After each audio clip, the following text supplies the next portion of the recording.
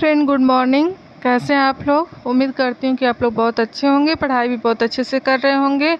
तो पिछले क्लास में हम लोगों ने पढ़ा था वर्ण के बारे में, और आज की क्लास में हम लोग पढ़ेंगे संपूर्ण हिंदी व्याकरण का भाग 11वां है। तो इसमें आज हम पढ़ेंगे अव्यय। अव्यय क्या होता है, अव्यय किसे कहा जाता है, उसके बारे में पढ़ेंगे। तो देखिए, अव्यय क्या होता क्या है, अव्यय हम किसे कहते हैं। तो अव्यय हम ऐसे शब्दों को कहते हैं जिसके रूप में लिंग, वचन, पुरुष, कारक इत्यादि के कारण कोई विकार उत्पन्न नहीं होता है, अव्यय का रूपांतरण नहीं होता है, इसलिए ऐसे शब्द जो होते हैं अविकारी होते हैं। जैसे कि जब, तब, अभी, इधर, उधर, किंतु, परंतु, बल्कि इत्यादि ऐसे शब्द जो होते हैं वह अव्यय होते हैं। अव्यय किसे कहते हैं?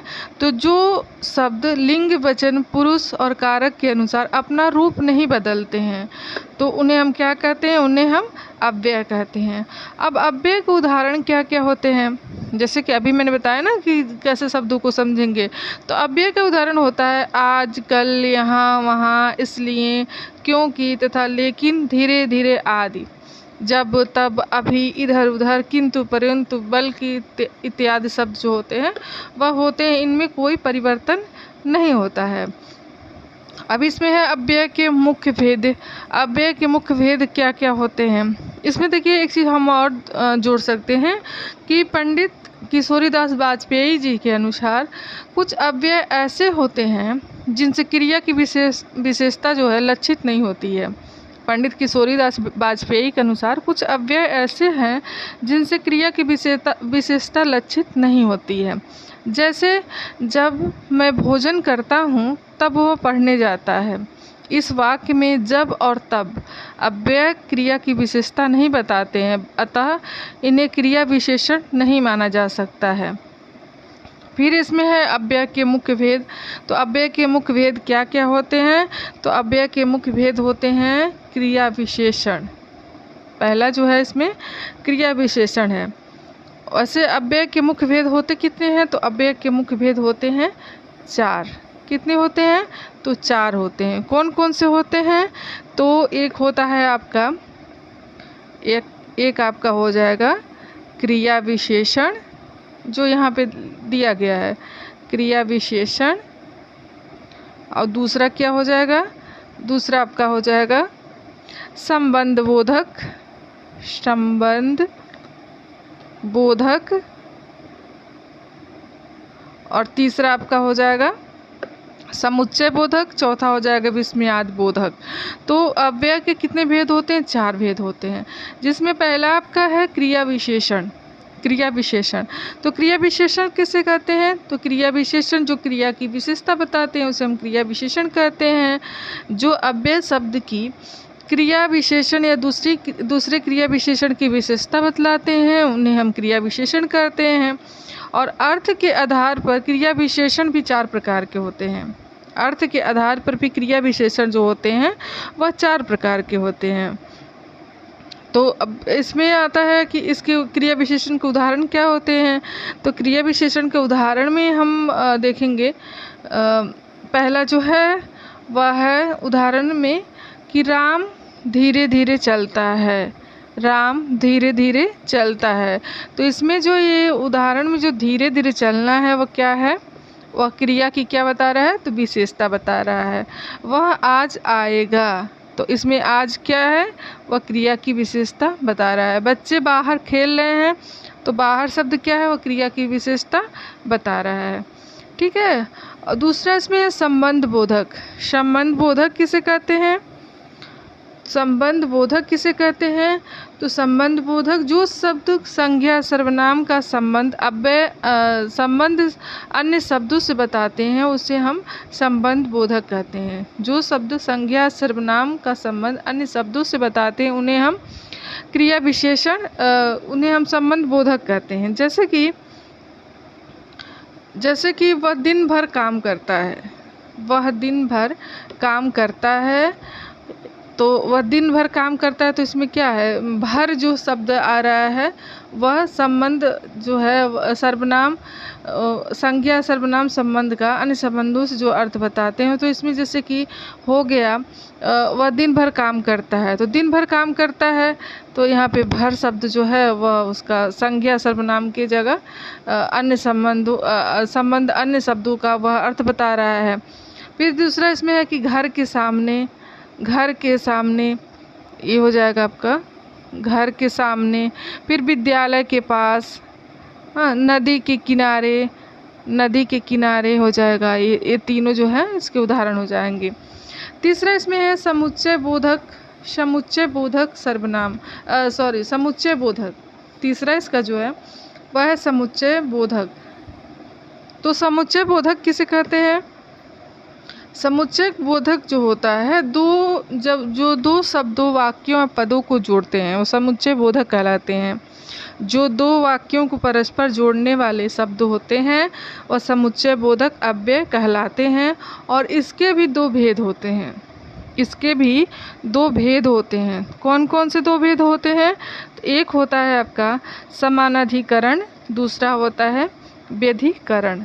एक होता है आपका समानाधिकरण, इस पे थोड़ा बड़ा बड़ा लिखाता है इसलिए लिखने में थोड़ी दिक्कत होती है। समानाधिकरण अव्यय, और दूसरा हो जाएगा आपका व्यधिकरण। स्पष्ट रूप से सही से नहीं लिखा पा रहा है इस पे। तो इसके भी दो भेद हो, समुच्चय बोधक जो होता है इसके भी दो भेद होते हैं। कौन कौन से? तो समानाधिकरण और व्यधिकरण। तो इसके उदाहरण में क्या हो जाएगा?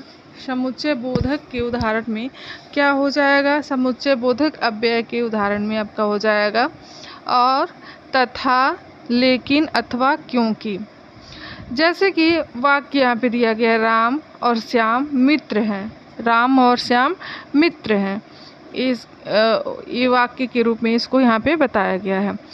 फिर चौथा इसमें है विस्मयादिबोधक अव्यय, विस्मयादिबोधक अव्यय। इसमें किसे कहते हैं विस्मयादिबोधक अव्यय? तो जो अचानक उत्पन्न भावों को प्रकट करे, जो अचानक उत्पन्न भावों को प्रकट करे उसे क्या कहते हैं? कि विस्मयादिबोधक अव्यय कहते हैं। जैसे कि हम किसी चीज़ को देखे कहें अरे रुकना, मतलब जैसे, तो ये विस्मयादिबोधक का ये उदाहरण हो जाएगा। वाह, कोई काम करता है या उसको शाबाशी देने हम कहते हैं वाह शब्द। या फिर कोई दुख परेशानी देखते हैं तो कहते हैं हाय क्या हो गया। या फिर जैसे कि कोई परेशान, किसी को चोट लगी है या कोई परेशान तो कहते हो ये क्या हो गया। फिर कोई अच्छा काम करता है तो उसको हम मतलब वो करने के लिए मतलब उसको और जैसे उसके अंदर क्या कहते हैं, उसकी तारीफ़ करने के लिए बोलते हैं शाबाश, शाबाश तुमने बहुत अच्छा काम किया, आपने बहुत अच्छा काम किया। तो इसके विस्मयादिबोधक अव्यय के कुछ उदाहरण हो जाएंगे। अब यहाँ पे है कि परीक्षा में पूछे जाने वाले महत्वपूर्ण प्रश्न हैं, परीक्षा में पूछे जाने वाले महत्वपूर्ण प्रश्न हैं। तो परीक्षा में पूछे जाने महत्वपूर्ण प्रश्न में क्या क्या हो जाएगा? जिसमें पहला प्रश्न है कि अव्यय किसे कहते हैं, अव्यय किसे कहते हैं? तो अव्यय हम ऐसे शब्दों को कहते हैं जो अपना शब्द, अपना रूप नहीं बदलते हैं, उन्हें हम अव्यय शब्द कहते हैं। ये हो जाएगा। फिर दूसरा है कि अव्यय के कितने भेद, मुख्य भेद होते हैं? तो अव्यय के मुख्य रूप से कितने भेद होते हैं? तो अव्यय के मुख्य रूप से 4 भेद होते हैं। कौन कौन से होते हैं? क्रिया विशेषण, संबंध बोधक, समुच्चय बोधक और विस्मयादिबोधक। तीसरा इसमें है कि लेकिन किस प्रकार का अव्यय है, लेकिन किस प्रकार का अव्यय है? तो लेकिन जो है समुच्चय बोधक का प्रकार का अव्यय है। फिर इसमें है अगला प्रश्न कि वाह किस प्रकार का अव्यय है? तो वाह शब्द जो है वह विस्मयादिबोधक का अव्यय का प्रकार है। 5वां इसमें है कि धीरे धीरे किस प्रकार का अव्यय? तो धीरे धीरे क्रिया विशेषण प्रकार का अव्यय है। अब इसमें याद रखने की कुछ महत्वपूर्ण ट्रिक दिया गया है, याद रखने की कुछ महत्वपूर्ण ट्रिक यहाँ पे दिया गया है, जिसमें है क्रि सम वी, तो क्री से हो जाएगा क्रिया विशेषण, सम से हो जाएगा संबंध बोधक, फिर सम से हो जाएगा समुच्चय बोधक और वी से हो जाएगा विस्मयादि बोधक। अब होमवर्क के लिए है, होमवर्क या प्रैक्टिस जो भी कहिए, इसके लिए आप लोगों के लिए कुछ क्वेश्चन है जिसका उत्तर आप लोग कमेंट करके ज़रूर बताइएगा। जिसमें है आपका पहला क्वेश्चन कि अव्यय की परिभाषा लिखिए। दूसरा है अव्यय के कितने भेद, अव्यय के 4 भेद उदाहरण सहित लिखिए। उसके बाद से तीसरा इसमें है क्रिया विशेषण और संबंध बोधक में अंतर कीजिए। चौथा है और वाह धीरे धीरे के सामने इनका भेद बताइए। तो आप लोग ज़रूर इस प्रश्न का उत्तर देंगे आप लोग, और उम्मीद करती हूँ मैं कि आप लोग ज़रूर देंगे, और मुझे इंतज़ार रहेगा कि आप लोग इस प्रश्न का उत्तर आप लोग कमेंट में ज़रूर बताएंगे। अब इसमें भाग 12 है, इसमें भाग 12 आता है, संपूर्ण व्याकरण में भाग 12 है। तो भाग 12 में है वाक्य। वाक्य किसे कहा जाता है, वाक्य किसे कहा जाता है, वाक्य किसे कहते हैं, तो इसको हम पढ़ेंगे अगली क्लास में।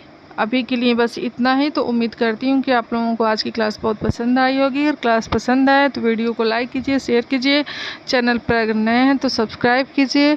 बहुत बहुत धन्यवाद आप लोगों का कि आप लोगों ने अपना कीमती समय निकाल के इस क्लास को देखा। धन्यवाद।